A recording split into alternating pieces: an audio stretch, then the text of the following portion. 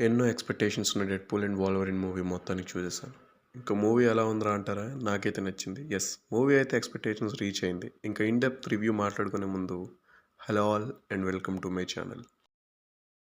ముందుగా మూవీలో నాకు నచ్చిన మూమెంట్స్ మాట్లాడుకుంటే మూవీ ఎక్సలెంట్‌గా స్టార్ట్ చేస్తారు. With hilarious comedy and brutal action.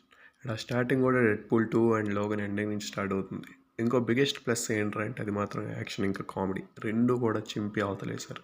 ఎంతైనా 'డెడ్‌పూల్ అండ్ వోల్వరిన్' కదా, ఆ మాత్రం ఉండాలి. ఇంకా Ryan Reynolds and Hugh Jackman అంటారా, డౌటే లేకుండా వాళ్ళు బెస్ట్ ఇచ్చారు. ఎంతైనా వాళ్ళు ఉంటేనే ఆ క్యారెక్టర్స్ ఎక్కిస్తాయి. అండ్ మూవీ క్లైమాక్స్ అండ్ కొన్ని సర్ప్రైజింగ్ కేమియోస్ కూడా మంచి హై ఇస్తాయి. ఇంకా మూవీలు అన్నీ బాగున్నాయి అంటున్నావు, ఏం ఫ్లాస్ లేవా అంటే ఉన్నాయి. కానీ ముందు చెప్పిన ప్లస్ పాయింట్స్ మ్యాక్సిమం కవర్ చేశారు. సో ఆ ఫ్లాస్ ఏంటి అని అడుగుతారా?